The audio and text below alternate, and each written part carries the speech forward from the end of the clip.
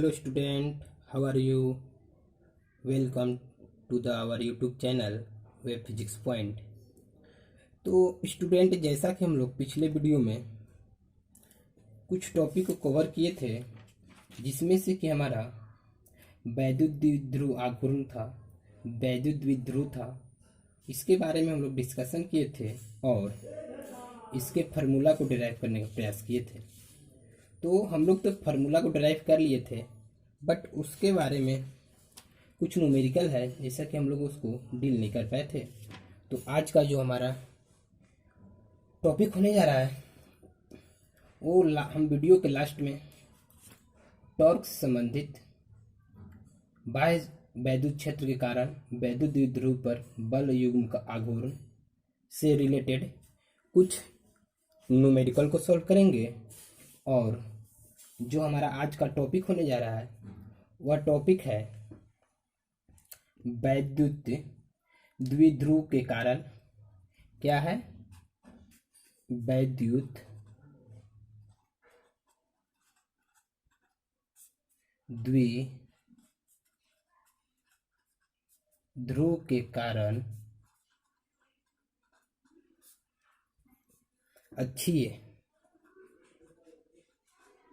अक्षीय में वैद्युत क्षेत्र की तीव्रता, वैद्युत क्षेत्र की तीव्रता। तो आज का जो टॉपिक हमारा होने जा रहा है यही है। और चलिए हम लोग समय को व्यर्थ न गवाते हुए इस टॉपिक पर बढ़ते हैं और इसको प्रूफ करने का प्रयास करते हैं। तो जो हमारा टॉपिक है वो टॉपिक यही है कि वैद्युत क्षेत्र के कारण, किस चीज़ के कारण, वैद्युत क्षेत्र के कारण अक्षीय वैद्युत क्षेत्र की तीव्रता, ठीक ना। यानी कि जो वैद्युत क्षेत्र के कारण जो है हमारा वो अक्ष पर जो उसका वैद्युत क्षेत्र तीव्रता होगा वो क्या होगा, ठीक ना। इसी को अगर इंग्लिश में कोई बोलना चाहेगा तो इसी को बोलते हैं intensity of electric field due to an electric dipole in end on position. Okay, तो अगर आप अभी तक हमारे YouTube चैनल को सब्सक्राइब नहीं किए हैं, वेब फिजिक्स पॉइंट को सब्सक्राइब नहीं किए हैं, तो समय को व्यर्थ न करते हुए सब्सक्राइब कर लेना है, शेयर कर देना है, कमेंट कर देना है, ठीक। तो चलिए हम लोग आगे बढ़ते हैं। तो जैसे कि इसको में हमको प्रूफ करना है क्या कि एक वैद्युत द्विध्रुव जो हमारा है वो हमारा कोई वैद्युत क्षेत्र में रखा रहता है और उसके द्वारा जो अक्षीय रेखा पास होता है उस पर होने वाले वैद्युत तीव्रता फाइंड करना है, ठीक ना। तो उससे पहले हम पहले फिगर बनाने का प्रयास करते हैं, उसके बाद हम इसको प्रूफ करते हैं। तो जैसा कि मान लेते हैं कि हमारा फिगर दिस है,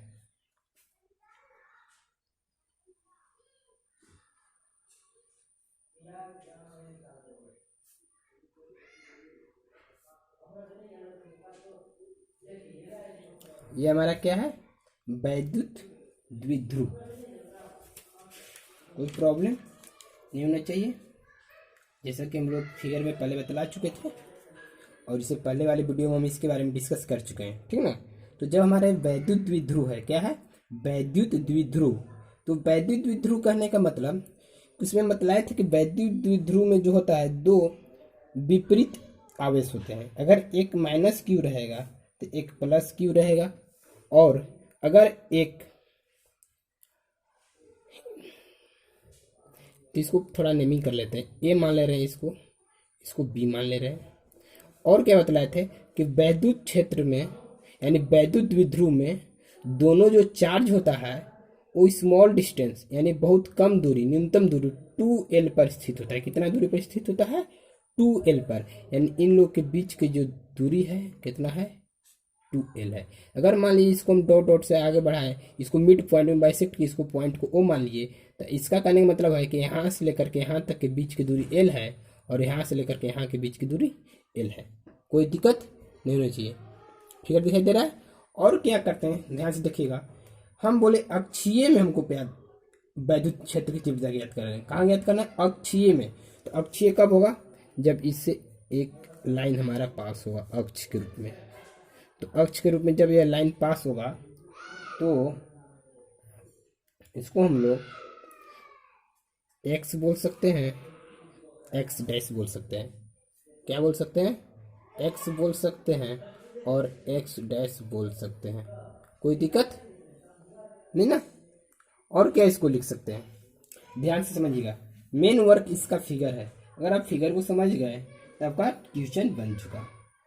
और क्या कर रहा है कि एक एक्सपेरिमेंटल, एक कोई हम पॉइंट मानेंगे। क्या मानेंगे? पॉइंट मानेंगे। तो हम उस पॉइंट को मान लेते हैं कि यह अक्ष पर हमारा एक पॉइंट पी है। क्या है? पी है।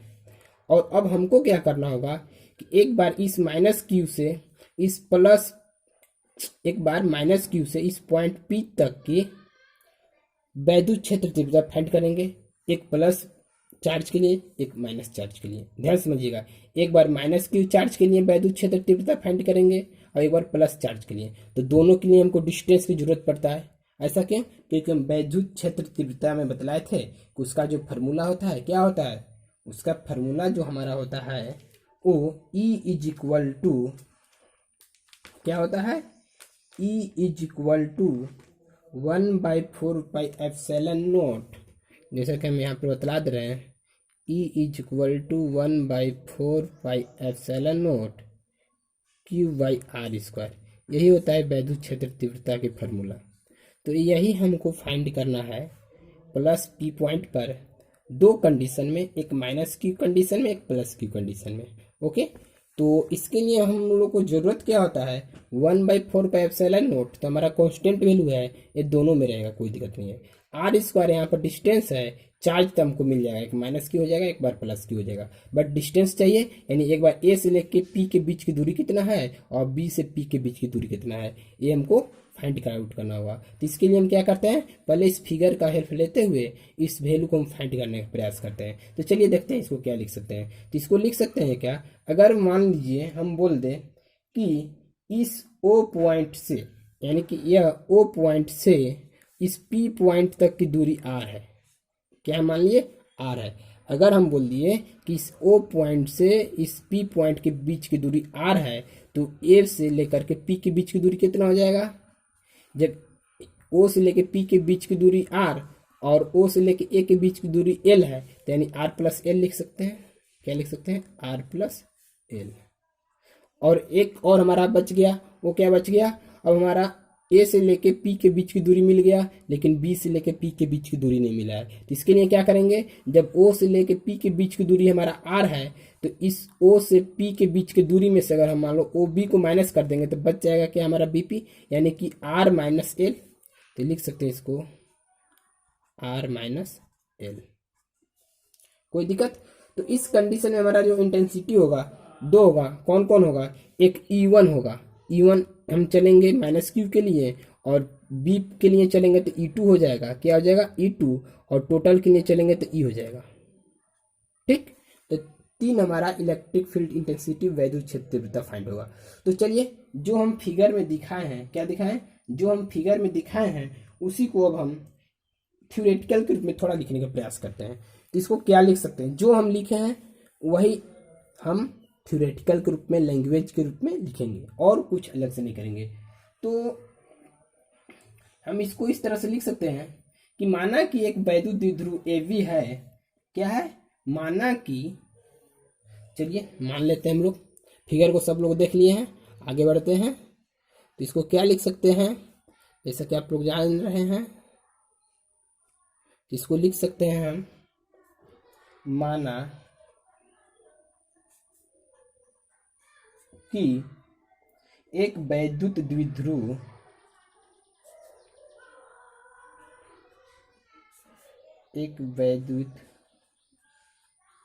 द्विध्रुव AB जिसमें क्या है? जिसमें माइनस क्यू, क्या? माइनस क्यू व प्लस क्यू कूलॉम के आवेश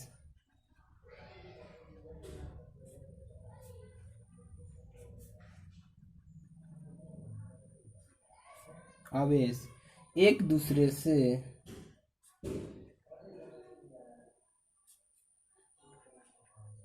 एक दूसरे से 2l मीटर, कितना 2l मीटर की दूरी पर स्थित है।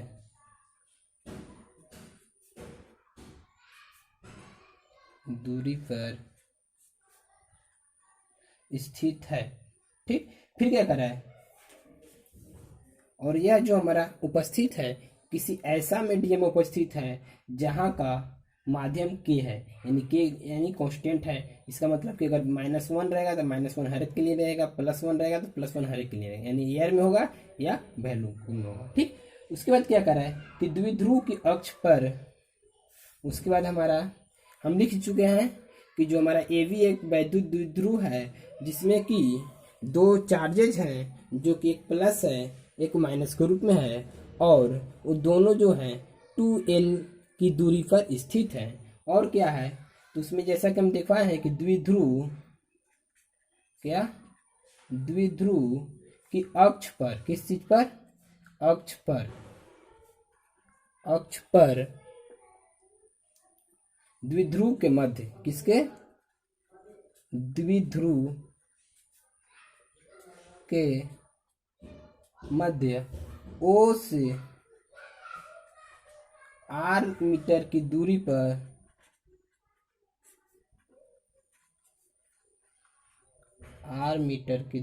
पर स्थित प्रेक्षण बिंदु P है, स्थित प्रेक्षण बिंदु P है। समझ में आया क्या लिखे हैं, हम यही लिखे हैं कि जो हम x एक्सिस पर एक पॉइंट P माने थे उसी को हम प्रेक्षण बिंदु के रूप में यहाँ पर ले रहे हैं। किस बिंदु के रूप में, प्रेक्षण बिंदु के रूप में ले रहे हैं।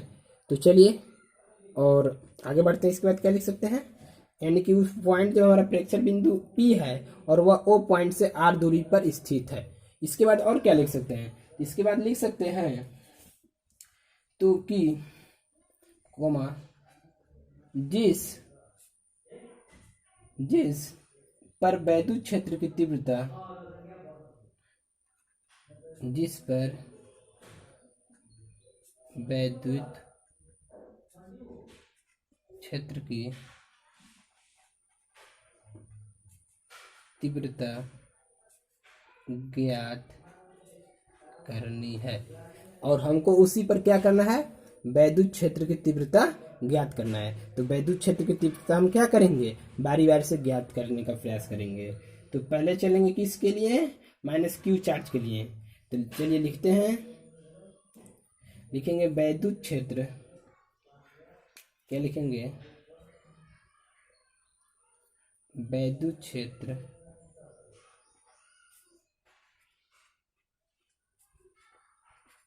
की तीव्रता -q आवेश के लिए, यानी -q आवेश के लिए हम क्या निकालेंगे, वैद्युत क्षेत्र तीव्रता। तो अभी तो जस्ट बतलाए थे कि क्या होता है वैद्युत क्षेत्र तीव्रता का फॉर्मूला, यानी वेक्टर E1 इसलिए लिए क्योंकि इसमें दो निकलेगा, तो इसको E1 नेमिंग रख लिए, अगला को जो मानेंगे उसको E2 नाम रखेंगे। ठीक, तो E1 बराबर क्या बतलाए थे, 1/4 पाई एप्सिलॉन नॉट, और क्या बतलाए थे, Q1/r²। तो Q1 की जगह पर किस चीज को लेंगे, -q, क्योंकि हम -q के लिए ले रहे हैं, लिखेंगे -q r²। तो r² के लिए क्या लेंगे हम, r प्लस एल का स्क्वायर, r प्लस एल का होल स्क्वायर। कोई दिक्कत, यहाँ पर आप लोग को कंफ्यूज, ये आर हमारा है, क्या है, आर है, आर प्लस एल का होल स्क्वायर। कंफ्यूजन हो रहा होगा कि सर आर प्लस एल का होल स्क्वायर क्या ले लिए। तो आर प्लस एल का स्क्वायर हमारा दूरी है किसके किसके बीच, -q से लेकर पॉइंट P के बीच की दूरी, जैसे कि हम फिगर में आप लोग को दिखा रहे हैं। हम यही फिगर बनाए थे, तो इसमें क्या मतलब थे कि -q से लेकर इस पॉइंट P के बीच की दूरी कितना है, होती है आर प्लस एल है, इसी आर प्लस एल को वहाँ रखे हैं। और अब की बार जब हम चलेंगे तो +q के लिए चलेंगे, यानी +q से लेकर पॉइंट P की दूरी, तो इसका दूरी क्या है, r माइनस एल का होल स्क्वायर हो जाएगा। आ रहा समझ में। तो अब बार जब चलेंगे सेकंड स्टेप में तो हम r माइनस एल का होल स्क्वायर पर चलेंगे। तो चलिए समझते हैं, यहाँ तो कोई दिक्कत नहीं हुआ होगा। आगे बढ़ते हैं और प्लस क्यू चार्ज के लिए हम निकालते हैं। किसके लिए? प्लस क्यू के लिए। चलिए कलर थोड़ा चेंज कर ले रहे हैं ताकि कंफ्यूजन ना हो। तो उसी तरह से लिखेंगे प्लस क्यू के लिए। किसके लिए? प्लस क्यू के लिए। तो प्लस क्यू के लिए क्या लिख सकते हैं? E is equal to 1/4πε0। और ये माइनस क्यू हम लिए थे क्यों? क्योंकि माइनस क्यू चार्ज के लिए था। जब प्लस क्यू के लिए लेंगे तो केवल क्यू हो जाएगा। और आर प्लस एल के होल स्क्वायर के जगह पर क्या हो जाएगा? आर माइनस एल का होल स्क्वायर। ऐसा क्यों किए? क्योंकि आप फिगर को देख सकते हैं, क्योंकि क्यू से लेके पॉइंट पी के बीच की दूरी क्या है? R minus L. ठीक है, तो इसको हम E2 मान लिए और ये हमारा E1 था। अब हमको क्या फाइंड करना था? उस बिंदु पर कुल वैद्युत क्षेत्र तीव्रता फाइंड करना था। तो कुल वैद्युत क्षेत्र तीव्रता के लिए क्या करेंगे? दोनों वैद्युत क्षेत्र तीव्रता को ऐड कर देंगे, यानी E1 plus E2 is equal to E। तो चलिए उसको ऐड करते हैं। तो हम लिख सकते हैं कुल वैद्युत क्षेत्र यानी E is equal to E1 plus E2। कोई दिक्कत नहीं है। अब क्या करेंगे? इस E1 का मान और इस E2 का मान, दोनों के मान को रखेंगे। E बराबर E1 का मान क्या आया था? 1/4πε0 और minus Q by r plus L का होल स्क्वायर, यही था। प्लस ये क्या था?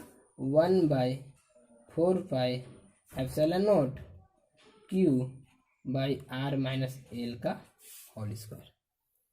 अब क्या हम किए? वैल्यू को रख दिए। अब इसको क्या करेंगे? बारी बारी से करते हुए हम कैलकुलेशन की ओर बढ़ेंगे। क्या चीज करेंगे? कैलकुलेशन की ओर बढ़ेंगे। जब कैलकुलेशन करेंगे तो देखिए कैलकुलेशन क्या हमारा होगा। इसको और क्या लिख सकते हैं? ई इक्वल टू, देखो तो यहाँ पर ध्यान से देखना, जो हम सर्कल कर रहे हैं दिस और दिस दोनों कॉमन है हमारा, है? तो इन लोग दोनों को कॉमन ले लेते हैं। तो जब कॉमन लेंगे तो 1/4πε0 कॉमन निकल गया। तब हमारा बच क्या गया? ये माइनस क्यू बाई में आर प्लस एल का होल स्क्वायर प्लस है, यहाँ से बच गया Q by are minus L का होल स्क्वायर। कोई दिक्कत नहीं। और क्या इसको लिख सकते हैं? एक और लिख सकते हैं, यहाँ से क्यू को हम बाहर निकाल सकते हैं। प्लस माइनस है तो इसको अरेंज कर देंगे। तो कैसे अरेंज करेंगे? ध्यान से देखिएगा। 1/4πε0 का 1/4πε0। और क्या करेंगे हम? यहाँ पर पहले प्लस वाले को लिख लेंगे। तो यानी कि क्यू, जब क्यू बाहर निकाल दिए तो क्यू निकल गया दोनों में से बाहर। तो यहाँ बचेगा क्या? 1, यानी 1/4πε0। प्लस वाले को पहले ले आने, ये माइनस वाले को बाद में। तो माइनस में है तो माइनस 1/4πε0। कैसे कि समझ में आया? कुछ नहीं किए हैं। ये प्लस में दो, एक माइनस में एक प्लस में क्यू चार्ज था, क्यू चार्ज को बाहर निकालिए। तो यहाँ 1 हो गया, यहाँ पर भी 1 हो गया। और इसको पहले लिख दिया यहाँ पर और इसको बाद में लिख दिया। ऐसा क्यों? क्योंकि माइनस था तो माइनस में लिख दिया। अरेंजिंग करने में हमको प्रॉब्लम नहीं हुआ। और क्या करेंगे? अब इसको आगे की ओर बढ़ते हैं और इसको स्टेप्स बाय स्टेप करके हम लोग सॉल्व करने का प्रयास करेंगे। जब हम आगे की ओर बढ़ेंगे तो सॉरी, हम लोग का कुछ गलती हो रहा है। और वो गलती क्या हो रहा है कि हो जाएगा हमारा आर माइनस एल का होल स्क्वायर हो जाएगा। आर माइनस एल का होल स्क्वायर, और ये प्लस में था ना, आर प्लस एल का होल स्क्वायर। आ रहा समझ में?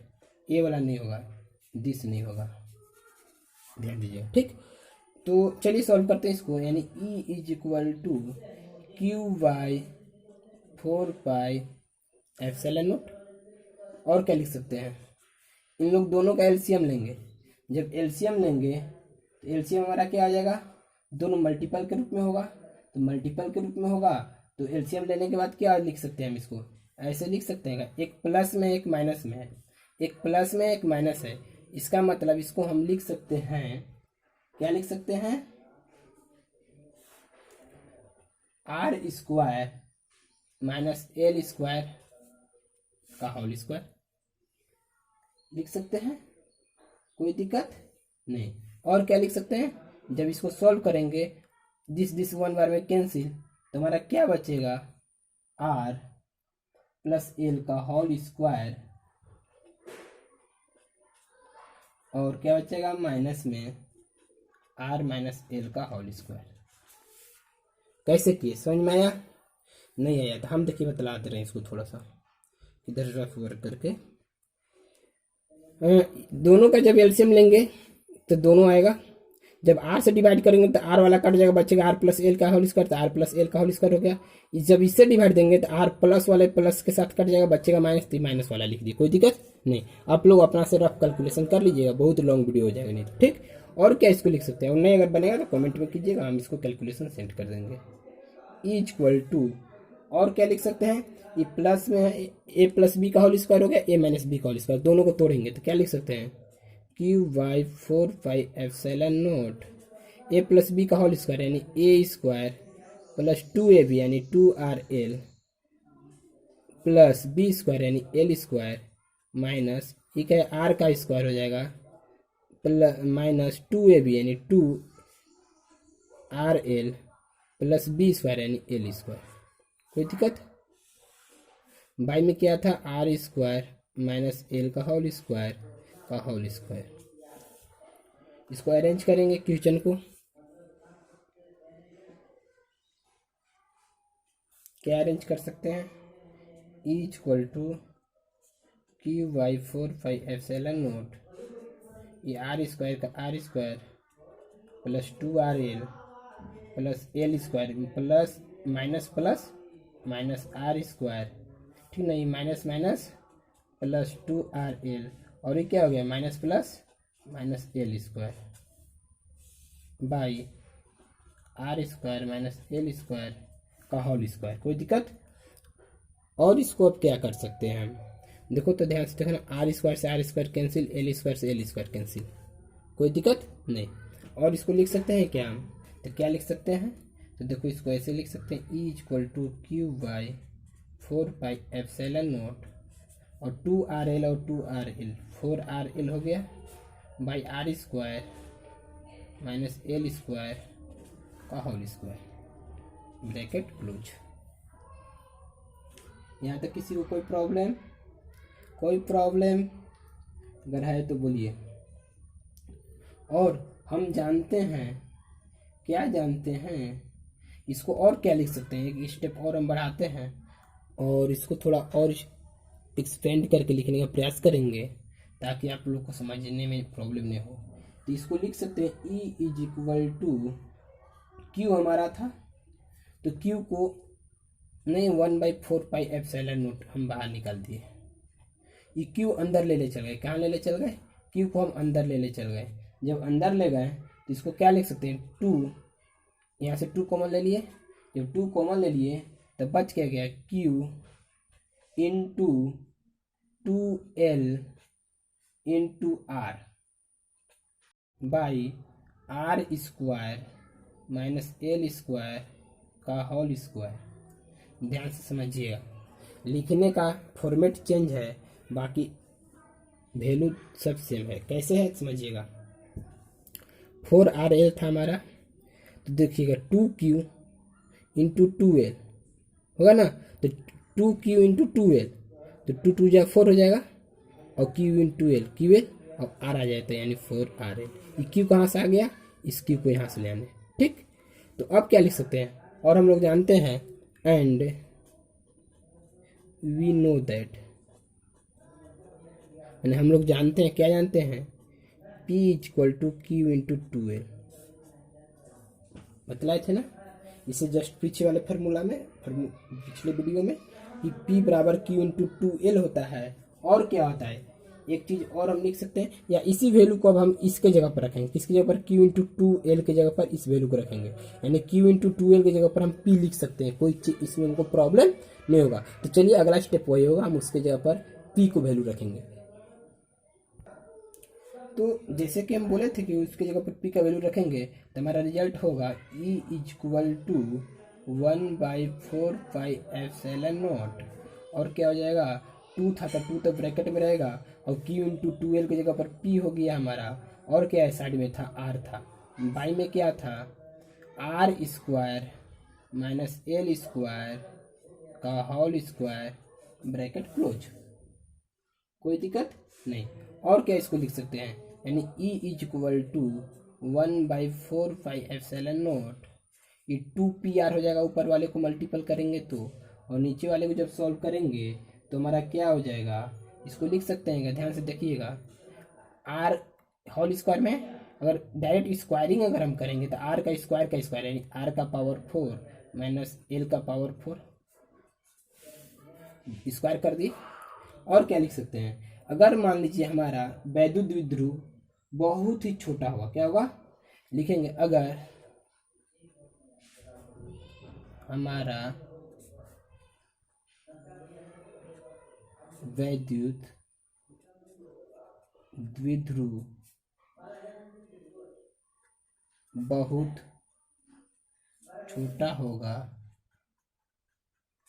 तो L बराबर 0।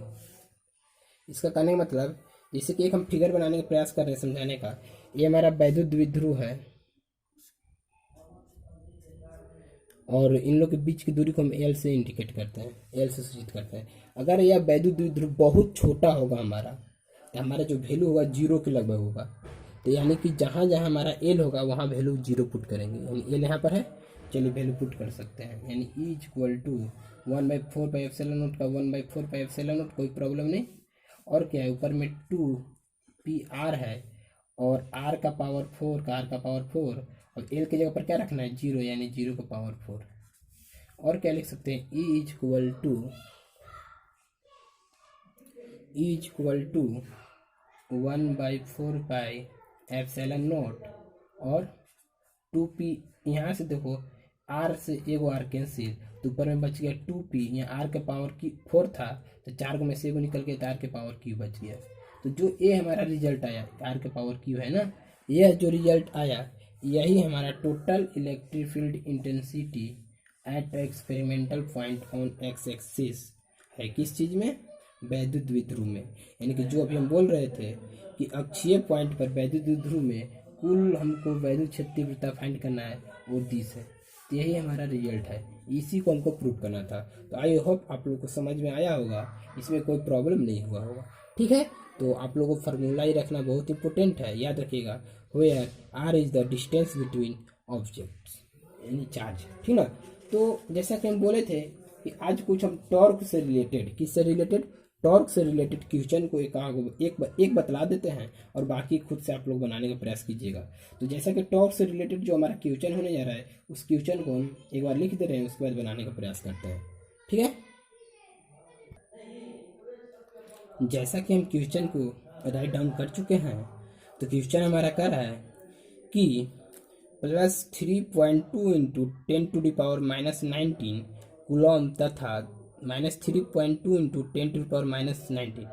अगर आप लोग को इंग्लिश में हम बोल रहे हैं समझ में नहीं आ रहा तो हिंदी में इसको बतला दे रहे हैं, धनात्मक 3.2 गुने 10⁻⁻19 कूलम तथा -3.2 गुने 10⁻⁻19 कूलम के दो बिंदु आवेश एक दूसरे से, कितना, दो बिंदु आवेश है और एक दूसरे से 2.4 गुने 10⁻⁻10 मीटर की दूरी पर रखे हैं, ठीक। तो यह द्विध्रुव 3 गुने 10⁻4 न्यूटन कूलम तीव्रता के वैद्युत क्षेत्र में है। इसका वैद्युत क्षेत्र तीव्रता में कितना है, 3 गुने 10⁻4 न्यूटन कूलम, ठीक ना। तो कह रहा है कि यह 30 डिग्री के कोण पर रखा हुआ है, कोण कितना है, 30 डिग्री पर।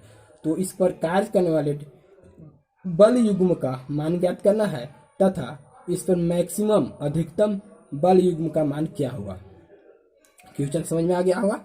अब क्या हम करते हैं कि इसको जो गिवन दैट दिया उसको लिखने का एक बार प्रयास करते हैं और उसके बाद हम लोग इसको सॉल्व करेंगे, जो कि हम लोग को बहुत ही इजी पड़ेगा। चलिए जो दिया है पहले इसको हम लिख लेते हैं। तो हमारा जो दिया हुआ है वो क्या दिया हुआ है, आंसर दिया हुआ है हमारा Q is equal to 3.2 into 10⁻⁻19 coulomb, ठीक। और क्या दिया हुआ है हमारा दिया हुआ है कि यह जो दूरी है 2L की दूरी पर है, यानी 2L उसका दूरी होता है, यानी कि दोनों के बीच के सेपरेशन क्या होता है, वैद्युत क्षेत्र तीव्रता में 2L होता है। तो यानी 2L का मान जो हमारा दिया हुआ है वो दिया है 2.4 इंटू 10⁴। तो ये 2 को इधर ले जाएंगे, यानी कि लिख सकते हैं L बराबर, यहाँ से L का मान हमको ज्ञात करना होगा ना, या फिर इसको इतना ही छोड़ देते हैं, इतना ही, कोई दिक्कत नहीं है। इंटेंसिटी लिख लेते हैं। इंटेंसिटी हमारा कितना दिया हुआ है, 3 इंटू 10⁴ न्यूटन पर कूलम, कोई दिक्कत। और थीटा बराबर कितना दिया है 30 डिग्री, ठीक ना। तो अब इससे हमको क्या फाइंड करना है, इससे जो हमको फाइंड करना है वो बल युग्म आघूर्ण जिसको टाउ से हम लोग इंडिकेट करते हैं वही हमको फाइंड करना है। तो चलिए इसको हम फाइंड करते हैं। तो एक क्वेश्चन आप लोग के मन में आ रहा होगा कि सर आप चार्ज का मान -3.2 क्यों नहीं लिए, तो इसलिए क्योंकि अधिकतम बोल रहा है, तो अधिकतम किस में होगा, प्लस वाले में होगा, इसलिए हम प्लस का वैल्यू लिए। ठीक है, तो चलिए अब हम लोग बढ़ते हैं इसका formula. Torque equal to formula क्या होता है, तो जैसा कि हम लोग जानते हैं कि बल युग्म आघूर्ण को हम टाउ से इंडिकेट करते हैं, बराबर जो फार्मूला होता है वो पी साइन थीटा होता है। क्या होता है, पी साइन थीटा। अब इसको और क्या हम लिख सकते हैं, अब क्या करेंगे कि बारी बारी से इसको वैल्यू पुट करेंगे और सॉल्व करने का प्रयास करेंगे। तो पी हमारा क्या है, मोमेंटम, यानी पी का मान के पी का वैल्यू हमारा क्या होता है, पी इक्वल टू, यानी कि इसको लिख सकते हैं as we know that P equal to Q into 2l। एक बार फिर से इसको लिखते हैं, so tau equal to P की जगह पर लिख सकते हैं क्यू इंटू 2l और साइन थीटा का साइन थीटा, कोई दिक्कत नहीं। तो टाउ इक्वल टू क्यू का मान अभी हम बतलाए थे कि जो हमारा क्यू का मान है वो हमारा है 3.2 इंटू 10⁻⁻19 कूलम पर न्यूटन मीटर, ठीक, इंटू 2l का मान भी बतलाए थे, कितना था हमारा 2.4 इंटू 10⁻⁻10 और साइन थीटा, तो साइन लिखा गया, थीटा का जगह पर कितना एंगल था हमारा, एंगल जो हमारा था वो 30 डिग्री था, तो 30 डिग्री लिख दिए, कोई दिक्कत नहीं। और क्या इसको लिख सकते हैं, तो टाउ इक्वल टू, जब इसको सॉल्व करेंगे, क्या करेंगे, सॉल्व करेंगे तो क्या हमारा वैल्यू आएगा, यानी कि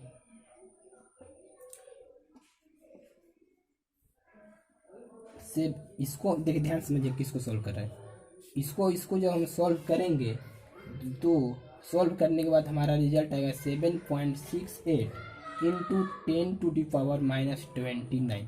कैसे किए, 19 था और 10 था, दोनों को ऐड कर दिया 29 हो गया, और इसको मल्टीप्लाई किए तो इतना आ गया, ठीक। और क्या बच गया, साइन 30 डिग्री, साइन 30 डिग्री का मान कितना होता है, कोई बतलाएगा, 1 कितना, साइन 30 का मान कितना होता है, 1/2, कोई दिक्कत नहीं। अब इसको सॉल्व करने का प्रयास करते हैं, ध्यान से देखिएगा। इसको और हम क्या लिख सकते हैं, इसको लिख सकते हैं क्या,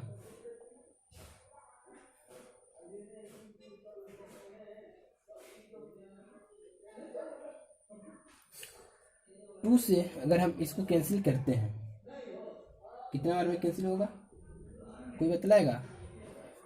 देखिए जब इसको सॉल्व करेंगे हम तो आ जाएगा tau is equal to 1.152 into 10⁻⁻24 newton metre.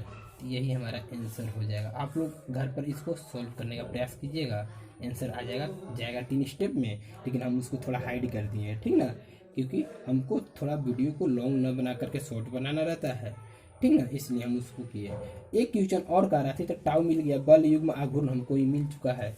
बल युग्म आघूर्ण का मैक्सिमम मान ज्ञात कर रहा था, यानी टाउ का क्या चीज का, टाउ का अधिकतम मान। अधिकतम मान क्या हो सकता है, देखते हैं। अधिकतम मान बराबर लिख सकते थे टी मैक्स, इसको लिख सकते हैं अधिकतम के लिए टी मैक्स लिख सकते हैं, और टी मैक्स बराबर फार्मूला वही हो जाएगा जो ऊपर पढ़े थे, पी साइन थीटा। और इसको क्या लिख सकते हैं, तो अधिकतम मान किसका होगा, 90 डिग्री में होगा, अधिकतम एंगल वहाँ बन सकता है तो 90 डिग्री बन सकता है, यानी कि यानी यहाँ पर थीटा इक्वल टू 90 डिग्री हमको लेना होगा, ठीक। अधिकतम के लिए 90 डिग्री एंगल बनेगा, 90 डिग्री से ज़्यादा एंगल नहीं बन सकता है, ठीक ना।